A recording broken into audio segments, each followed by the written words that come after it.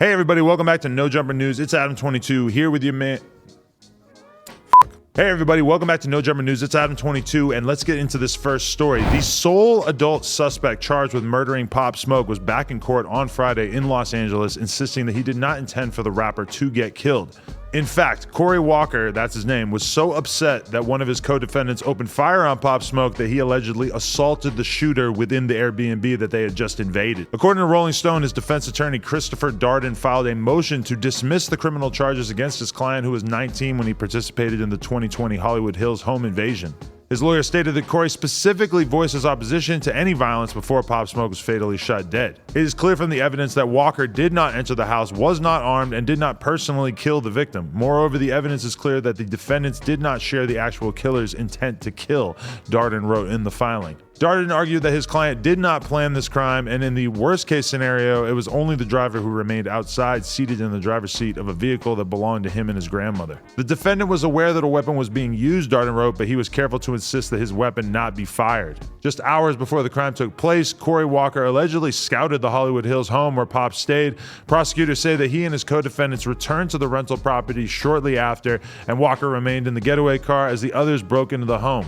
In the filing, Darden also stated that his client allegedly insisted, if it became necessary for the suspects to defend themselves, that they should use a flower vase rather than shoot someone.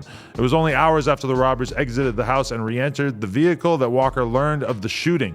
In response, Walker assaulted the shooter. As we previously reported, both Corey Walker and Keandre Rogers were each charged with murder, with the special circumstance allegation that the fatal shooting took place during the commission of a robbery and burglary. Though the charges make Corey Walker ineligible for the death penalty, he faces life in prison. The other two defendants, ages 15 and 17 at the time of the crime, were individually charged with one count of murder and robbery. An LAPD detective testified that the 15-year-old suspect had admitted to shooting Pop Smoke 3 times during the incident. He allegedly confessed while speaking to an informant while behind bars. The judge set a hearing on the new motion for December 3rd. Corey Walker's estimated 4-week trial is expected to begin within 90 days of that date. It's hard to even think about what I should say about this topic, but I mean, it's sad on all ends. I mean, obviously, it's incredibly sad that Pop Smoke had to lose his life so early in his career and wasn't able to carry out all of the opportunities that were blatantly right in front of his face.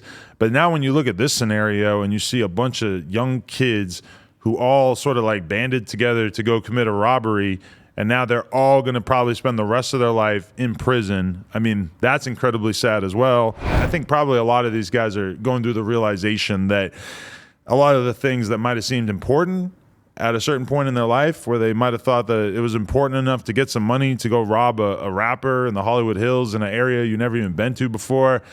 I mean, they might have thought that that was actually worth taking the risk, and they might have thought that their friends in that situation were going to have their back, and obviously that's not true. Obviously, you know, people snitch, and it just usually happens that way. But I guess I would just say to any kids out there, maybe if you know anybody living like this, or if you yourself are taking risks that in any way resemble what we're talking about in today's story, do some second guessing, some second thoughts, you know, take into consideration what your life is really worth, because this story to me just looks like a whole bunch of people who have basically treated life like it was worthless, and it sounds like they're going to spend the rest of their lives in prison most likely, and it's, you know, you're better than that. I guess that's all I got to say.